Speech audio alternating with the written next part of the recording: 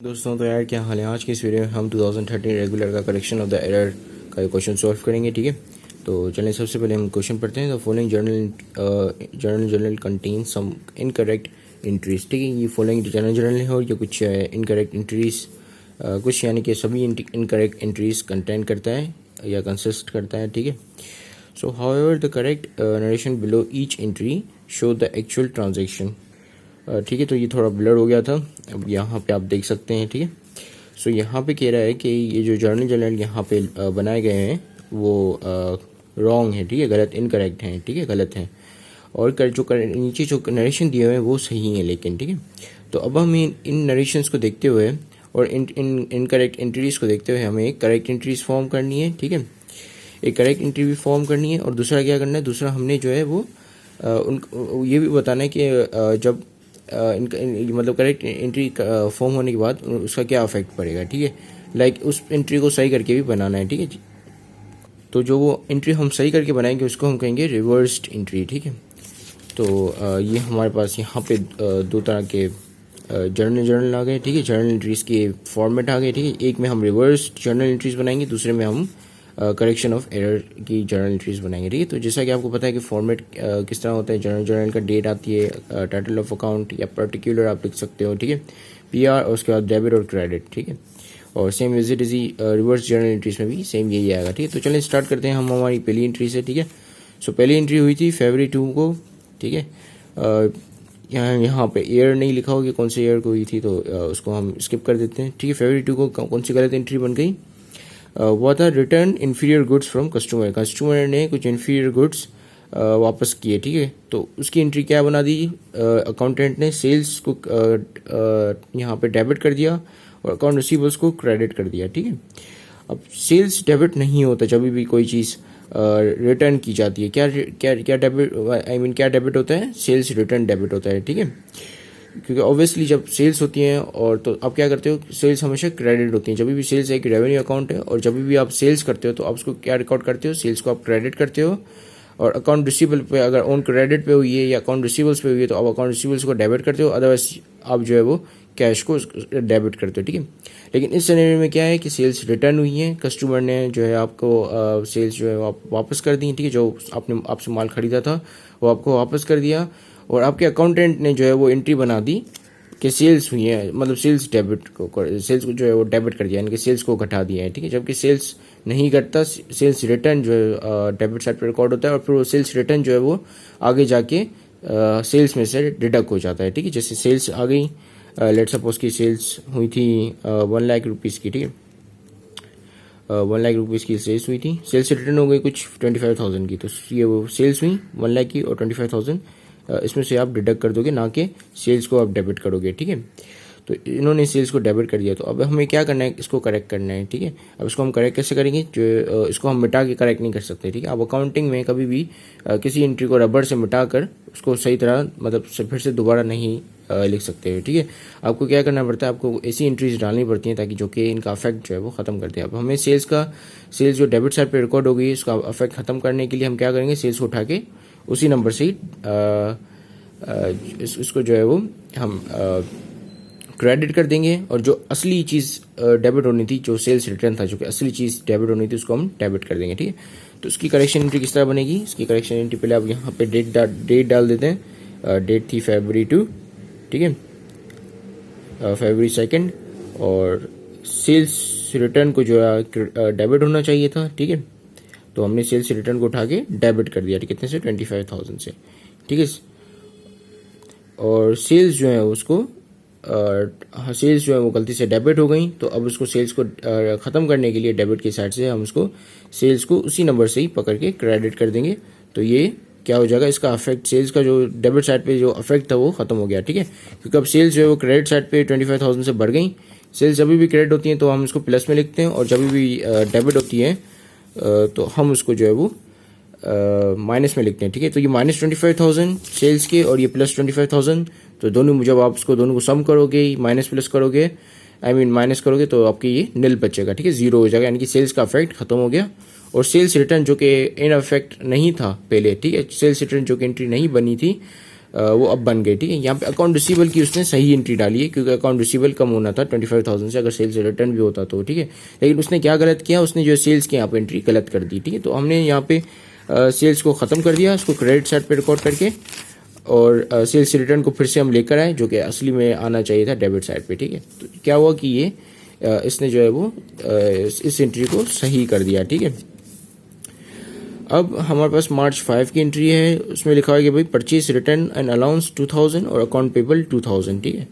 ये लेकिन यहाँ पे जो नरेशन है कहता है कि return defective goods to suppliers, ठीक है। हमने जो है वो सप्लायर्स को डिफेक्टिव गुड्स दिए, ठीक है।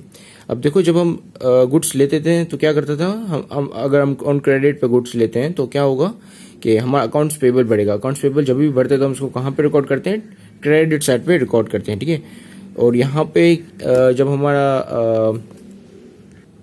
परचेज रिटर्न होता है, आई मीन परचेज रिटर्न जो है वो जब भी हम कोई चीज़ वापस करते हैं तो वो हमेशा हम क्रेडिट साइड पे रिकॉर्ड करते हैं, ठीक है। क्योंकि परचेज वो इन्वेंट्री होती है, बिजनेस के परचेजेस क्या होते हैं, उसकी इन्वेंट्री, ठीक है। वो इन्वेंट्री खरीदता है और फिर उसके ऊपर मार्कअप लगाता है और फिर सेल करता है, ठीक है। एक रिटेल बिजनेस की बात कर रहा हूँ, मैन्युफैक्चरिंग बिजनेस क्या है, अकाउंटिंग डिफरेंटली होती है, ठीक है। तो यहाँ पे आप देख पा रहे हो कि इन्होंने क्या किया है, इन्होंने परचेज रिटर्न एंड अलाउंस को डेबिट कर दिया है, जबकि ये क्रेडिट होना था। अकाउंट्स पेबल को यहाँ पे क्रेडिट कर दिया, जबकि ये डेबिट होना था, ठीक है। अब देखो, अब आपके पास जो है ना परचेज रिटर्न जो है वो 2000 से बढ़ चुके हैं, ठीक है। तो पहले तो आपको ये 2000 से जो परचेज रिटर्न और अकाउंट्स पेबल जो है 2000 से बढ़ चुके हैं उन्हें ख़त्म करना है, ठीक है। और दूसरा आपने क्या करना है, पहली ये चीज़ तो ये हो गई। अब दूसरी चीज़ क्या है, दूसरी चीज़ आपको एंट्री को सही करनी है, ठीक है। सो अब हम क्या करेंगे, सबसे पहले तो हम अकाउंट्स पेबल को सही करते हैं, ठीक है। अकाउंट पेबल हमारा, क्योंकि हमने परचेज रिटर्न किया है, माल वापस दिया है, हमने परचेज खरीदा नहीं है। अगर खरीदा तो हम परचेजेस की एंट्री करते हैं, ठीक है। हमने रिटर्न किए हैं गुड्स, जब हम गुड्स रिटर्न करते हैं तो वो हमारे पास से इन्वेंट्री क्रेडिट होती है, ठीक है। जबकि यहाँ पे इन्होंने इन्वेंट्री को डेबिट कर दिया है, ठीक है। सो इन्वेंट्री को पहले हम आई मीन अकाउंट्स पेबल को पहले सेटल कर लेते हैं। अकाउंट्स पेबल को पहले हम क्रेडिट से उठा के, ये रहा यहाँ लिखा हुआ है, अकाउंट्स पेबल को क्रेडिट से उठा के डेबिट कर देते हैं, ठीक है। तो पहले हम देख लेते हैं कि ये किसकी मार्च 5 डेट देख लेते थे, मतलब देख लेता हूँ, ठीक है, क्योंकि नहीं, मुझे डेट पता नहीं थी। सो मार्च 5 को एंट्री हुई, ठीक है। और अकाउंट्स पेबल को यहाँ पे हम पहले डेबिट कर देते हैं, ठीक है, अकाउंट्स पेबल। और ये अकाउंट्स पेबल अब कितने से डेबिट होगा, अब ये समझना बहुत ही नेसेसरी है, ठीक है। देखो, आपका अकाउंट्स पेबल है ना ऑलरेडी 2000 से माइनस में है, ठीक है। तो आपको पहले तो ये माइनस वाला इफेक्ट खत्म करना है, और प्लस आपको जो है वो 2000 से अकाउंट्स पेबल को भी ख़त्म करना है, ठीक है। आई मीन 2000 से ही प्लस में है, ठीक है। तो पहले तो ये 2000 प्लस वाला ख़त्म करना है, क्योंकि क्रेडिट साइड पे ना अकाउंट्स पेबल कहाँ गया आपका, ये क्रेडिट साइड पे, तो उसका मतलब कि अकाउंट्स पेबल बढ़ गया, ठीक है। Accounts payable as a liability जब भी बढ़ते तो हम उसको क्रेडिट साइड पे रिकॉर्ड करते हैं, ठीक है। तो ये प्लस में है अकाउंट्स पेबल, ठीक है। और ये 2000 से बढ़ भी गया है, ठीक है। तो अब मुझे ख़त्म करना है, मुझे इन 2000 को भी ख़त्म करना है, मुझे इस 2000 को भी ख़त्म करना है, ठीक है। क्योंकि 2000 से कैसे बढ़ा, क्योंकि 2000 से इस तरह बढ़ा, आई मीन सॉरी 2000 से बढ़ा नहीं, 2000 से ही कम हुआ, ठीक है। कम होना था क्योंकि हमने परचेस रिटर्न किए, ठीक है। तो हमारा अकाउंट्स पेबल भी 2000 से कम हो जाएगा, ठीक है। तो ये जो मैं कह रहा हूँ ना कि ये बढ़ा, तो ये बढ़ा कैसे, ये वाला 2000 प्लस वाला, ये वाला है, ये वाला 2000 है, ठीक है, जो कि यहाँ पे क्रेडिट साइड पे रिकॉर्ड हुआ है, जो कि ऑब्वियसली प्लस में। और दूसरा जो ये 2000 है, ये 2000 से कम होना था प्रीवियसली, जो कि कम नहीं हुआ, ठीक है। तो अब हम क्या करेंगे कि अकाउंट्स पेबल को हम 4000 से यहाँ पे डेबिट कर देंगे, ठीक है। देखो, अगर अभी भी आपको समझ में नहीं आया ना, तो let me just explain it again, ठीक है। देखिए, हम एक सिनेरियो की बात कर लेते हैं, ठीक है, एक सिनेरियो बना लेते हैं। अब क्या हुआ कि आपने ना परचेज रिटर्न की, यानी कि कुछ इन्वेंट्री जो आपने खरीदी थी प्रीवियसली वो आपने रिटर्न कर दी, ठीक है। वो जो आपने रिटर्न की वो 2000 की थी, ठीक है।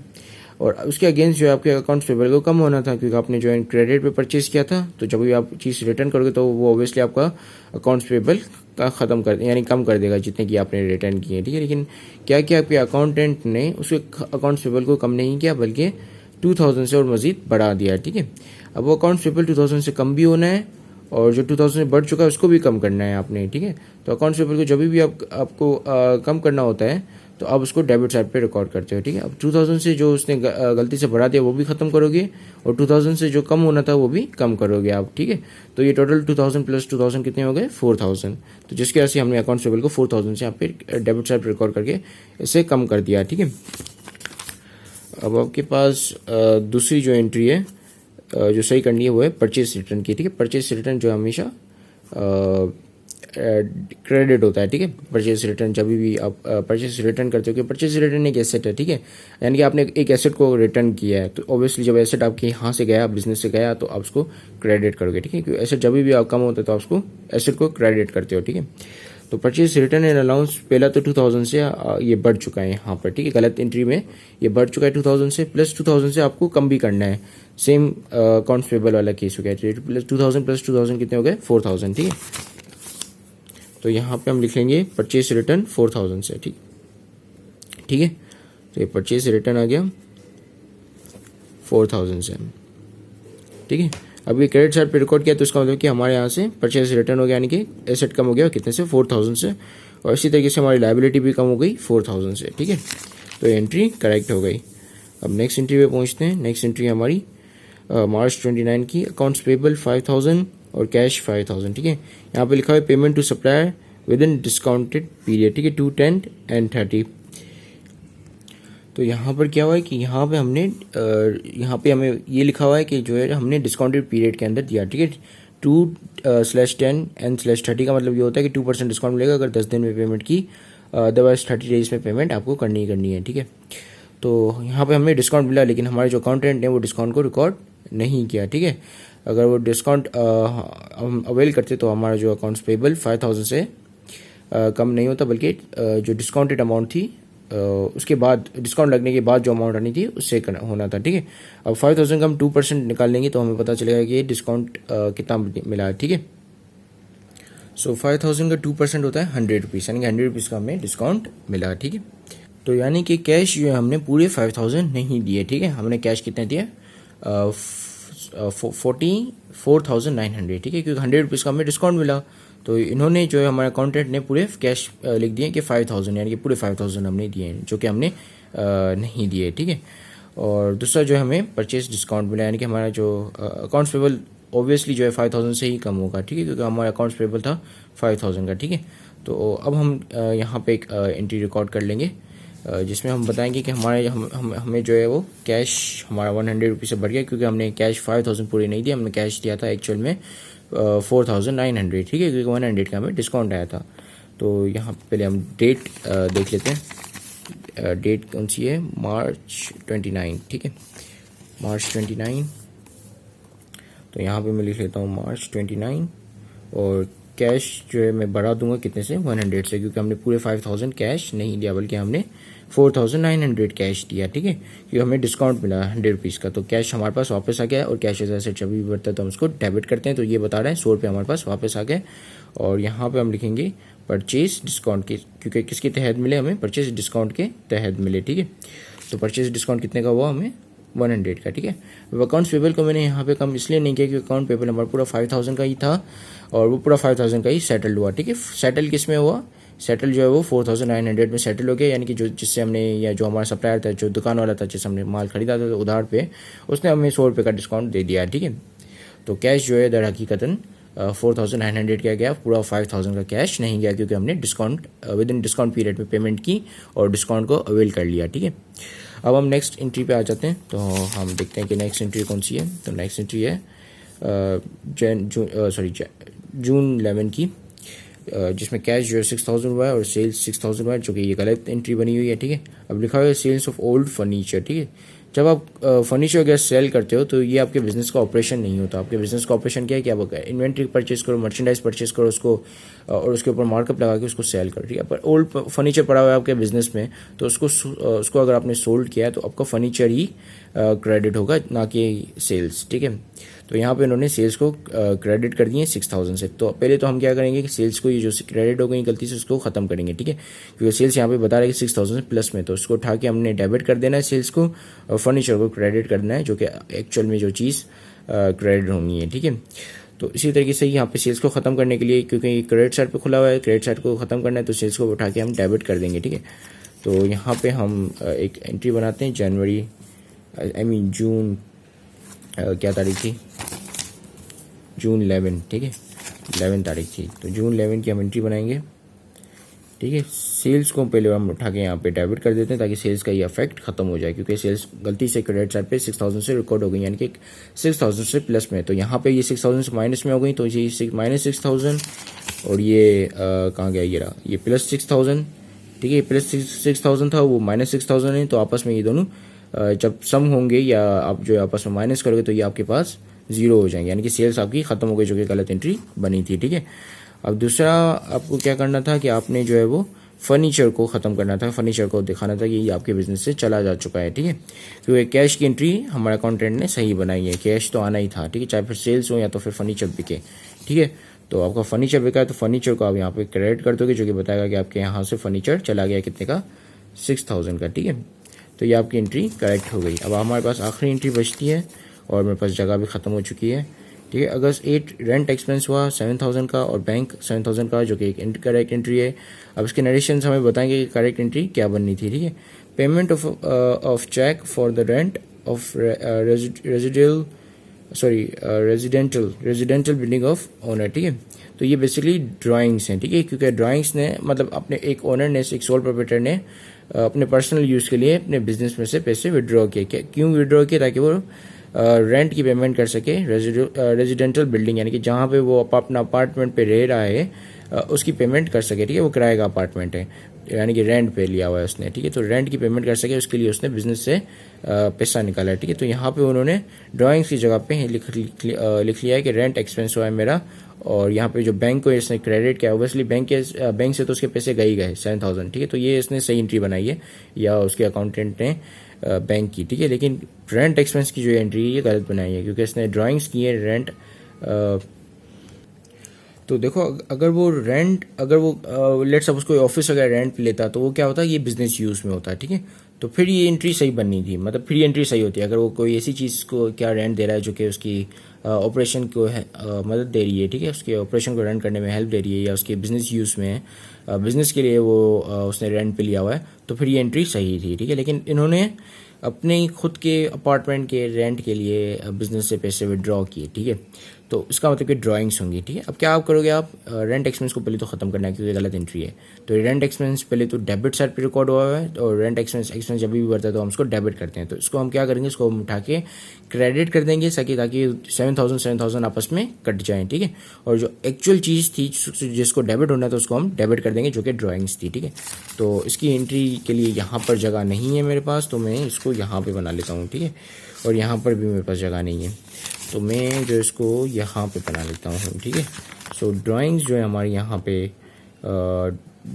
डेबिट होनी थी कितने से, 7000 से, ठीक है। एक्चुअल में 7000 से ड्राइंग्स डेबिट होनी थी क्योंकि उसने बैंक से अपने पर्सनल यूज़ के लिए पैसे निकाले। तो जब पर्सनल यूज़ के लिए कोई बंदा निकालता है पैसे तो हम उसको ड्राइंग्स कहते हैं, ठीक है, जो कि काउंटर कैपिटल अकाउंट है, जो कि कैपिटल को घटा देता है, ठीक है।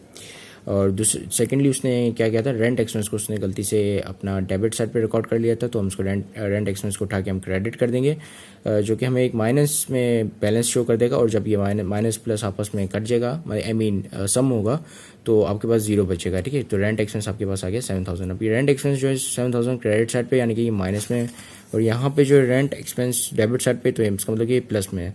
तो ये आपस में जब सम होंगे ये वाला और ये वाले 7000, तो ये क्या बचेगा आपका, रेंट एक्सपेंस इजिकल टू 0, तो ये 0 बन जाएगा, ठीक है, ख़त्म हो जाएगा रेंट एक्सपेंस, जो कि गलत एंट्री बनी थी।